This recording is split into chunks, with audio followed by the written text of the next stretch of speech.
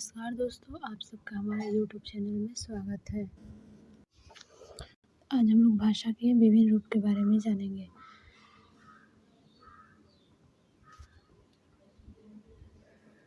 देखिए, तो भाषा का अनिवार्य व्यक्ति में होता है, इसलिए भाषा की उत्पत्ति का आधार वही है, किंतु उसका जो प्रेरक तत्व है वह समाज होता है। भाषा के जो रूप होता है वह 3 होता है: वाणी, भाषा और अधिभाषा। और जो भाषा की स्थिति होती है वो 3 प्रकार से संभव है: व्यक्ति में, समुदाय में और सामान्य अमूर्त रूप में। एक बात आप लोगों को बताना चाहती हूँ, ये जो लिखी हूँ ये मेरा खुद का नोट्स है, जो आप लोगों के साथ शेयर कर रही हूँ। अगर आप लोगों को पसंद है तो ज़रूर लाइक करें। परनिष्ठ भाषा, तो यह परनिष्ठ भाषा जो है, भाषा का वह आदर्श रूप है जिसमें वह एक बृहद समुदाय के विचार विनिमय का माध्यम बनती है, अर्थात उसका प्रयोग शिक्षा, शासन और साहित्य रचना के लिए होता है। हिंदी, अंग्रेजी, रूसी, फ्रांसीसी इस श्रेणी की भाषाएं हैं। भाषा के इस रूप को मानक, आदर्श या परनिष्ठ कहते हैं तथा परनिष्ठ भाषा को अंग्रेजी में स्टैंडर्ड शब्द का प्रयोग किया गया है। दूसरा पॉइंट है विभाषा, जिसे बोली भी कहा जाता है और अंग्रेजी में इसको डायलेक्ट का नाम से जाना जाता है। यह भाषा का स्थानीय भेद से प्रयोग भेद में जो अंतर पड़ता है उसी के आधार पर विभाषा का निर्माण होता है।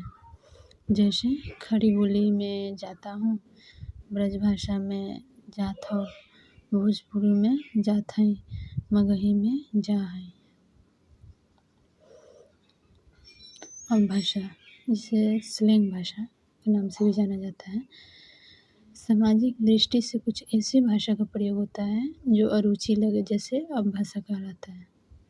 वही अपभाषा कहलाता है। जैसे कि शादी में जो गाली वाला गीत होता है, ये समाज में ये परंपरा है, लेकिन ये गाना लेकिन फिर भी इसमें लोग गाली का प्रयोग अधिक करते हैं, जो सुनने में लोग इससे मनोरंजन के लिए गाते हैं, लेकिन फिर भी इसे अपभाषा के रूप दिया गया है।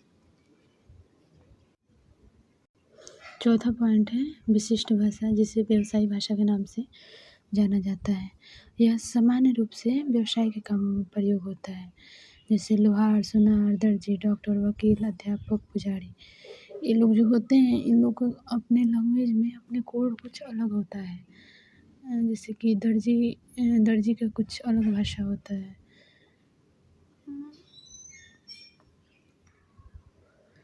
अगला पॉइंट है कूट भाषा। इसमें बोध्यता अबोध्यता दोनों होता है। इसके 2 पहलू होते हैं, एक मनोरंजन और दूसरा गोपन, छिपाना। इसका व्यापक रूप से प्रयोग सांकेतिक रूप में होता है। इसमें शब्द का प्रचलित और प्रसिद्ध अर्थ छोड़कर उसे किसी दूसरे वस्तु का संकेत मान लिया जाता है। जैसे बारात जाना, चोरी के लिए चोर प्रयोग करते हैं कि मुझे बारात जाना है। इन लोगों का लैंग्वेज ये अपना कोड भाषा होता है कि जिससे कोई समझे ना। ससुराल जाना, जेल के लिए। कोई किसी से पूछता है ना, जैसे कि अरे भाई इतना दिन कहाँ थे, नहीं दिख रहे हो, तो बोलता है कि ससुराल से आ रहे हैं।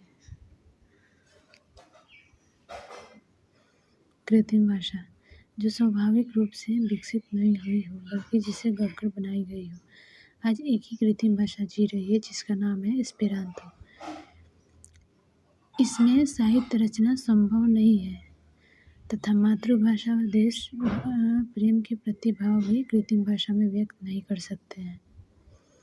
अगला पॉइंट है 7वां, मिश्रित भाषा।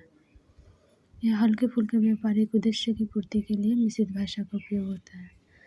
उदाहरण के लिए जो पिंजिंग इंग्लिश का प्रयोग चीन में होता है, किंतु ध्वनि प्रक्रिया और व्याकरण चीनी का है।